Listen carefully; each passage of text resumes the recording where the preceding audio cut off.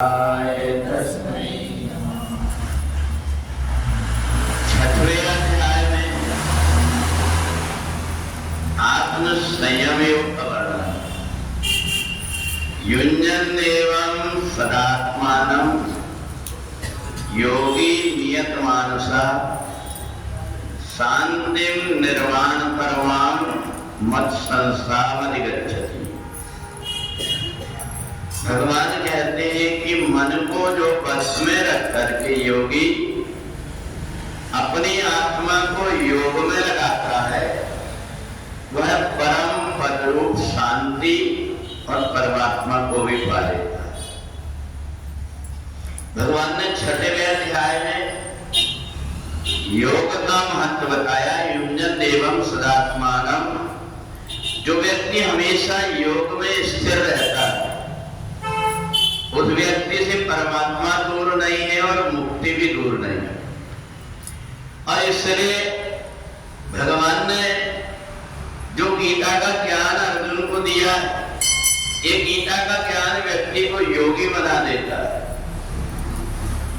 भगवान ने इसलिए महाभारत के युद्ध में सबसे पहले शंख बजाया और शंख बजा करके अर्जुन के मन के अंदर जिज्ञासा उत्पन्न कर दी। भगवान चाहते थे कि जो मेरे भक्त पृथ्वी में जन्म लेकर के आते हैं उनका जब शरीर छूटता है तो परिवार के सब सदस्य छूट जाते हैं। उसकी आंख पलट जाती है, वो देखता है कि अब मेरा कोई नहीं है। परंतु जैसे उसकी आत्मा बाहर निकलती है तो गीता के शब्द उसको सुनाई देने लगते हैं। भगवान श्री कृष्ण जो गीता अर्जुन को सुनाया है वो आज भी आकाश मंडल में भ्रमण करते रहते हैं वो शब्द। इसलिए जिसने अपने जीवन में गीता को सुना है और जैसे उसके प्राण शरीर से निकलते हैं उसको ऐसा लगता है कि मेरा अपना कोई मिल गया। इन गीता के शब्दों को सुन करके और उसको पता नहीं लगता और परमात्मा के धाम पर पहुंच जाता है।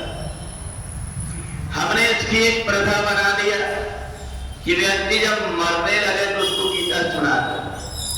जिसने गीता के शब्दों को सुना ही नहीं, गीता के अर्थ को जाना ही नहीं, गीता में क्या ज्ञान है इसका कोई ज्ञान भी नहीं है और वह चेत अवस्था में पड़ा हुआ है, बेहोश अवस्था में, कामों में पड़ा हुआ है। प्रभाव करके हमारा गीता सुनाएंगे तो क्या सुन पाएगा।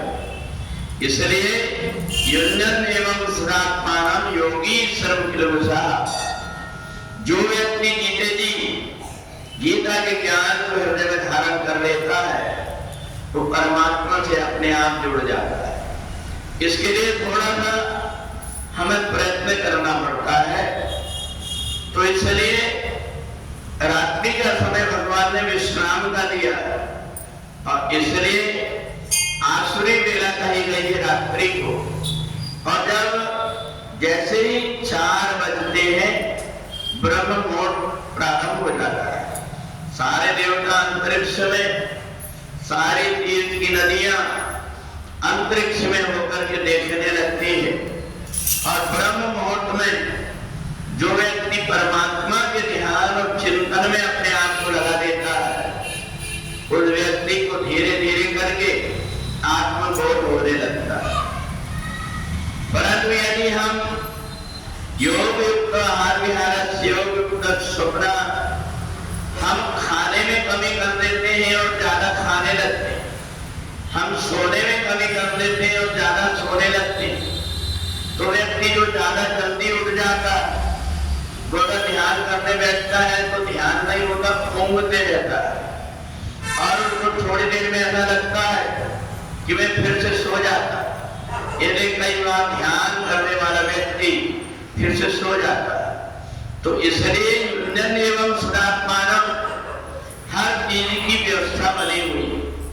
शरीर को कितना भोजन चाहिए, कितना भजन चाहिए, कितना विश्राम चाहिए, इसका ध्यान रख करके जो व्यक्ति साधना करता है वो योगी बन जाता है और इसका जो ध्यान नहीं रखता वो रोगी बन जाता है और फिर बाद में परेशान होता है कि मैं अच्छे कर्म तो करता हूं पर इसके बदले मेरे को ये उल्टा क्यों होता है उसको पता नहीं है।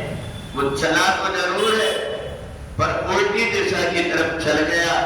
इसलिए 6वें अध्याय में भगवान ने आत्म संयम योग बताया।